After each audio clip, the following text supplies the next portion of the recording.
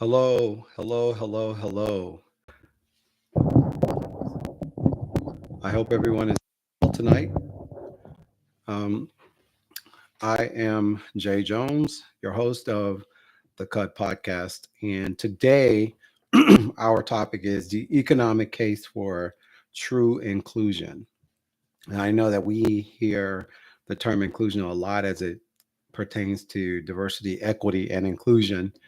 And today, we want to talk about we want to examine the economic benefits of genuine inclusion, um, which is the business case that goes beyond moral arguments to show how diversity and equity drive better outcomes. And of course, as a diversity professional, this is something we speak about a lot in the corporate world in terms of why diversity is so important and why it matters and how it can actually help business do better. So, in recent years, many organizations have embraced diversity initiatives based on market driven arguments. Diverse teams make better decisions, inclusive organizations attract better talent, and companies reflect their customer base, understand market needs better. But how strong is this economic case and what are its limitations? Today, we will present research on how genuine diversity improves business outcomes. We'll analyze the limitations of purely market based approaches to equity and discuss how inclusion can address or sometimes obscure deeper economic inequities. Whether you approach this issue from a business perspective or a justice perspective, this exploration offers insights about the relationship between inclusion and economic performance. So first, let's talk about let's examine what research tells us about how diversity affects organizational performance, which is generally a barrier to HR practices, some HR practices. Um, a substantial body of evidence supports that business case for diversity. McKinsey's Diversity Wins report found that companies in the top quartile for gender diversity were 25% more likely to achieve above average profitability than their peers, while those in the top quartile for ethnic diversity outperformed by 36%. So, again, ethnic diversity 36% better, gender diversity 25% better. So, similar findings appear across various studies examining different aspects of organizational performance. Innovation and problem solving research published in the Harvard Business Review found that diverse teams were better at fact based decision making and innovation. Teams with members from different backgrounds questioned assumptions more rigorously and considered more broader range of possibilities before reaching conclusions, which is pretty much what you'd expect. I think anyway. Um, Market understanding organizations with workforces reflecting their customer base demonstrate better market insights and product development. For example, when Bank of America increased its focus on hiring and promoting women, it developed new financial products that attracted over $200 million in assets from women clients within 3 years. So there is a connection between workforce diversity and market insights. So next we'll talk about talent attraction and retention in competitive labor markets. Inclusive cultures provide advantage in attracting and retaining talent. Deloitte found that 80% of employees consider inclusion important when choosing an employer, while toxic cultures are the single biggest predictor of attrition, according to MIT research. Risk management. Diverse teams demonstrate better risk management through considering wider ranges of scenarios and identifying potential problems earlier. Credit Suisse, which is a bank in Europe, found that companies with at least one woman on the board had lower leverage, less volatility, and better average growth than their peers with all male boards. These performance advantages appear strongest when diversity extends beyond token representation to include genuine inclusion. Environments where diverse perspectives actually influence decisions and diverse employees experience belong or they where they actually experience belonging rather than pressure to conform. So that's what that means. Environments where diverse perspectives actually influence decisions and where diverse employees experiences and belonging rather than pressure to conform. The business case is particularly compelling because it suggests that inclusion isn't a trade off with performance, but rather a contributor to it. Organizations don't have to choose between equity and effectiveness. Inclusive practices can enhance both simultaneously. And this is one of the bigger arguments, or I'd say pushback, some of the biggest pushback that we get in corporate America in terms of um, trying to create more diversity is you always have um, this I guess it's a common misperception that um, when you increase diversity, you lower your performance ability for some reason. So let's talk about the limitations of this business case. And despite its compelling elements, the business case for diversity and inclusion has important limitations as a driver of equity. First, the business case is inherently conditional. It suggests pursuing equity because it produces business benefits rather than because it's inherently valuable. This creates vulnerability when those benefits aren't immediately apparent or when equity requires short term costs for long term gains. Second, you have market-based arguments market-based arguments necessarily prioritize forms of diversity with clearest business relevance. This often privileges inclusion of those with valuable education, skills, or market access, while potentially neglecting those facing the deepest marginalization. Then, so we can talk about how um, there are these limitations of these market-driven approaches.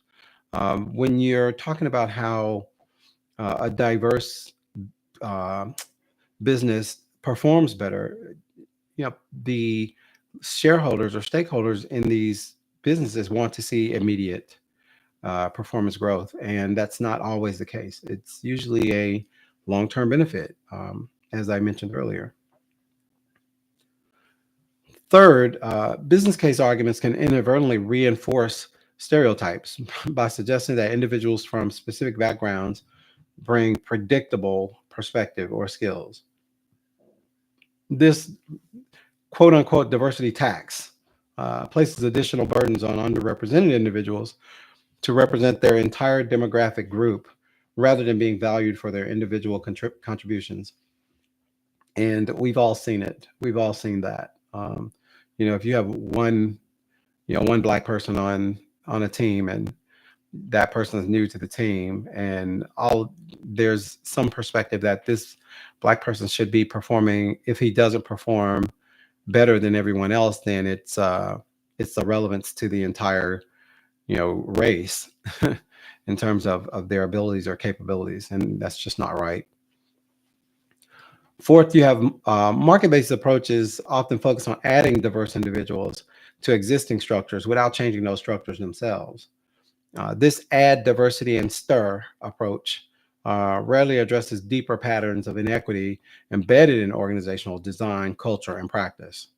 And we see this most often. Fifth, the business case typically focuses on internal organizational diversity rather than broader economic inclusion. A company might achieve internal diversity metrics while its operations contribute to community displacement or economic exclusion. And I would be willing to say that in my experience, the real estate market would be an indicator of that. Finally, purely market driven approaches remain subject to market failures. Where discrimination doesn't impose sufficient competitive disadvantage, or where market participants share discriminatory preferences, market mechanisms alone won't eliminate inequities. These limitations don't invalidate the business case, but highlight why it must be complemented by rights-based arguments and structural approaches to create sustainable progress toward equity. So now we've spoken about the limitations of the business case, and that means why sometimes this business case uh, may drive perspectives that are causal, uh, or that cause additional problems for the work you're trying to do. So now let's talk about bridging the business performance and the economic justice together. How can we capture the benefits identified in the business case while addressing its limitations? Let's explore approaches that bridge performance and justice considerations. So you have expanded metrics and timeframes, which is something I always try to incorporate in a strategy, a diversity strategy. And that's what you want to get the buy-in for. If you don't have those metrics in place, then you're basically wasting your time. So organizations committed to both performance and equity often adopt expanded metrics that look beyond short-term financial returns. These include community economic impact measures, long-term sustainability indicators, employee well-being and development metrics, and societal impact assessments. And I think we spoke about this last week when we talked about um, performative versus substantive diversity, DEI initiatives. And these broader measurements help identify shared value opportunities where business performance and social equity reinforce each other over longer timeframes. So I'd love to give some examples of these. However, I think for this particular episode, I would recommend going back and looking at last week's episode where we actually talked about uh, whether DEI was working or how impactful it is, and whether it's substantive or performative. It gives a lot of really good um, examples of some of the community economic impact measures, the long-term sustainability indicators, the well-being and development metrics for employees, and also the societal impact assessments. Okay, so now let's talk about structural inclusion. And this is moving beyond representation to structural inclusion, addresses many limitations of the business case. So this approach involves redesigning core business processes with equity considerations, which is always a challenge when you're talking about when you're talking about core business processes. You get a ton of questions. So when you bring forward this approach, just make sure you've done your research, you've done your homework, you're able to provide some analysis, and that you're able to be really, really influential with what it is that you're proposing. Next, we have examining how value is created and distributed throughout the organization. And you can do that by basically looking at a jobs to pay analysis. And that's something that I've done quite a bit. And a jobs to pay analysis is when you look at who works in what job description or job title.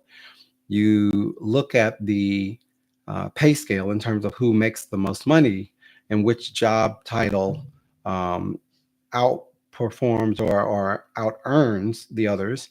And then you look at the demographics of that group and you see um, what demographic usually works in that group. Then we talk about addressing power dynamics and decision making. So that's something that's a part of structural inclusion that you can definitely work on. Who sits on the board?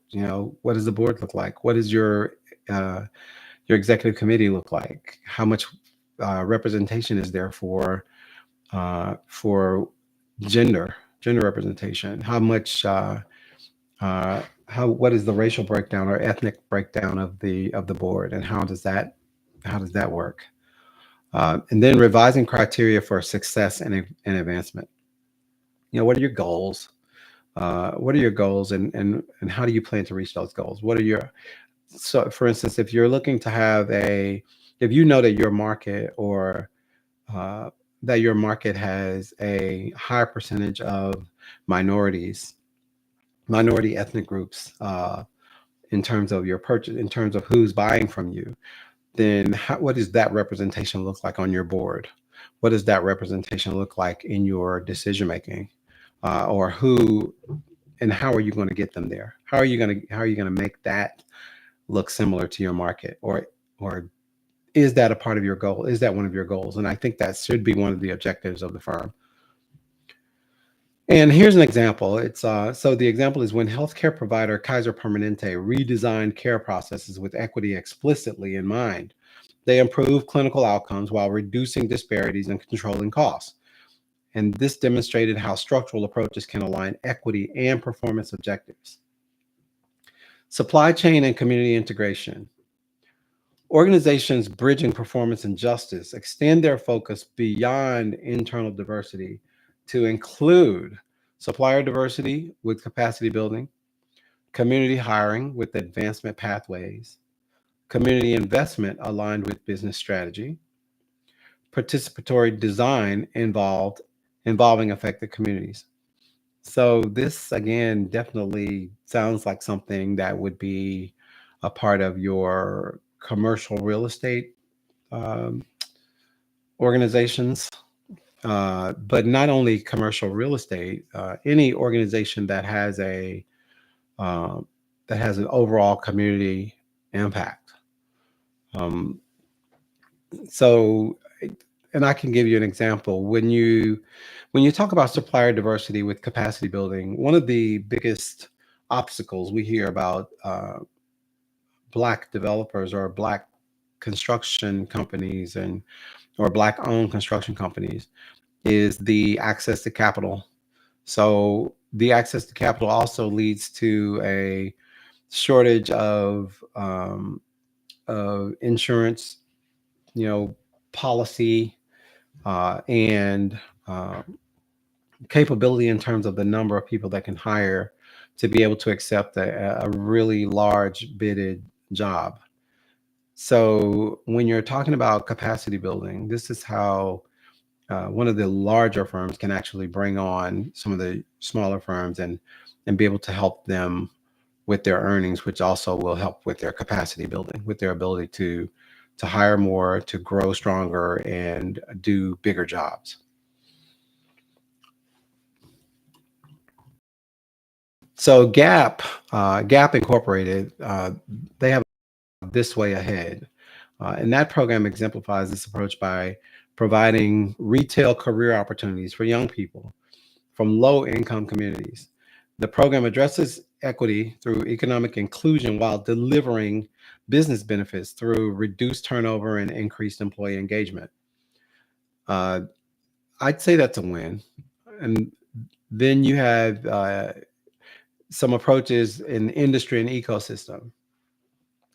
Recognizing the limitations of individual organizational efforts, some sectors have developed industry-wide approaches. So industry-wide approaches, not just one organization, the entire industry, which such as shared standards and accountability mechanisms, collaborative training and development programs, joint investment in expanding the talent pipeline, and policy advocacy addressing structural barriers. And I will say that um, there is I've seen this across at least two industries where these things have been proposed, and sometimes it's difficult to try and influence your competitor, or you try and look at other companies as partners in business, but you know bottom line is they are competitors, so it's hard to try and share the things that are going to make you get ahead, and sometimes you know that hurts the employees that we're trying to help here in some cases. So the financial services sector's financial services pipeline initiative in Chicago exemplifies the industry and ecosystem approach by bringing together competing firms to address industry-wide challenges in recruiting and retaining professionals of color. These bridging approaches recognize that sustainable progress requires addressing both organizational performance and structural equity rather than treating them as separate or opposing concerns, which is exactly what I was just mentioning a moment ago. So let's talk about moving forward. And I think more than anything, moving forward means getting beyond false choices. Let's speak truth to power, and let's stop saying we want something if we don't actually want it, and let's work toward doing better. Um, excuse me. The discussion of diversity, equity, and inclusion often presents false choices. um, Business case versus moral case, market approaches versus regulatory approaches, representation versus structural change. Moving forward requires rejecting these dichotomies in favor of integrative approaches that recognize both and possibilities. So, both business performance and justice, rather than choosing between performance and justice arguments, effective approaches recognize their uh, complementarity while acknowledging the distinct contributions of each. The business case provides practical motivation and resources, while justice arguments provide a consistent commitment when market incentives prove insufficient. Again, the commitment to look over the the expectation of someone making a rapid improvement in your business. So, market mechanisms can drive innovation and efficiency in advancing equity, while policy frameworks ensure baseline standards and address market failures. The most effective approaches leverage both of those rather than treating them as mutually exclusive. So, market and policy approaches. Um, Yeah, yeah, definitely market mechanisms can drive innovation and efficiency. But the policy framework will make sure that your standards and your standards are in place and that you're addressing the failures of the market. So then we want to talk about the individual opportunity and structural change. So opening doors for individual advancement matters, but sustainable progress requires changing the structures that determine who finds which doors open. That's really important. Effective approaches create immediate opportunities while simultaneously addressing systemic barriers. And you have internal operations and you have external impact. So some organizations try and do both, which I think that's good. So the organizations bridge performance and justice by considering both their internal operations and their external impact on communities and society. This holistic view recognizes that genuine inclusion extends beyond organizational boundaries. Genuine inclusion extends beyond organizational boundaries. So, in other words, you can't just talk about how you want to make your company look more diverse without considering what does the community that you are impacting look like. I think that's a huge point of interest when you're pushing for change in an organization, and especially from a DEI perspective or a diversity, equity, and inclusion perspectives. These integrative approaches avoid the limitations of narrow conceptions while capturing benefits identified across different perspectives. They recognize that effective inclusion isn't about choosing between competing values, but it's about designing systems that advance multiple values simultaneously. So I hope that there are plenty of questions, and I see that I do have some feedback here that says most Black-owned construction companies often are hired by larger construction companies and given a much smaller piece of the pie. And black-owned construction companies will take a cut in pay just to get the job.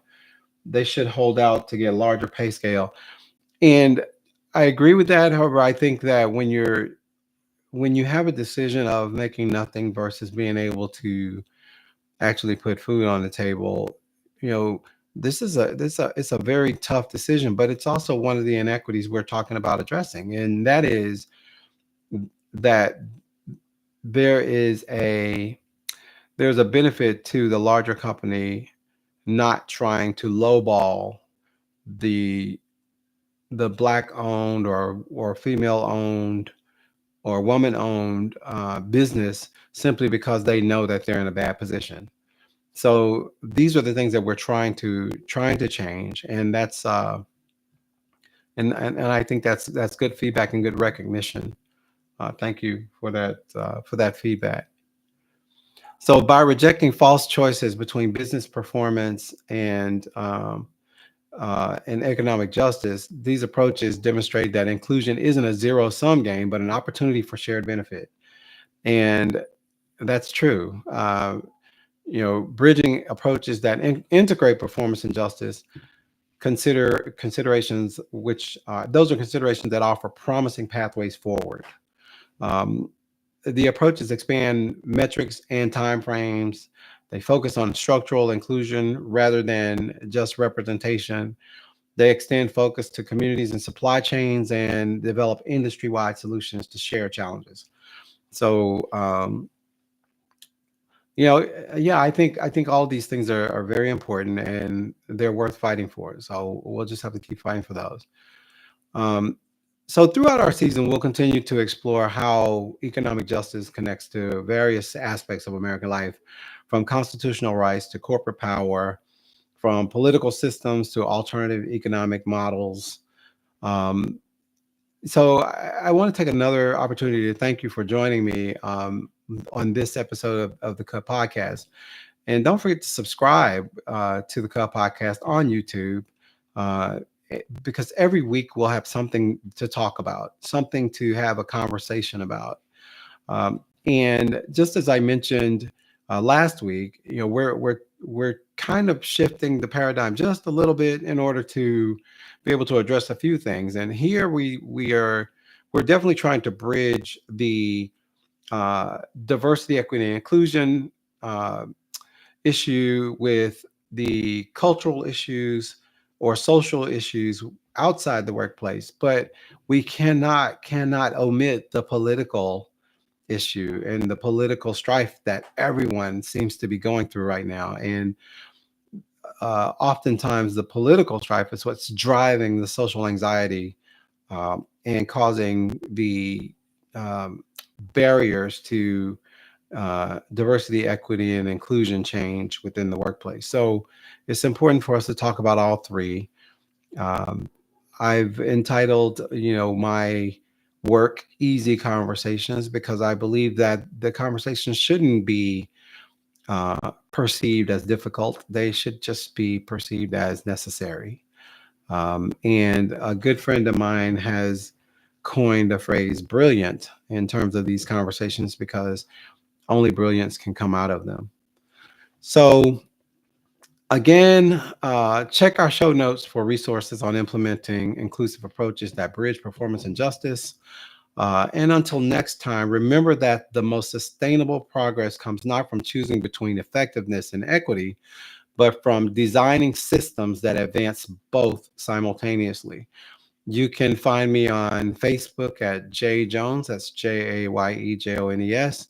You can find me on Instagram at J Jones Easy Conversations, and on LinkedIn at J Jones Easy Conversations. So thank you again for tuning in, and I look forward to seeing you again soon.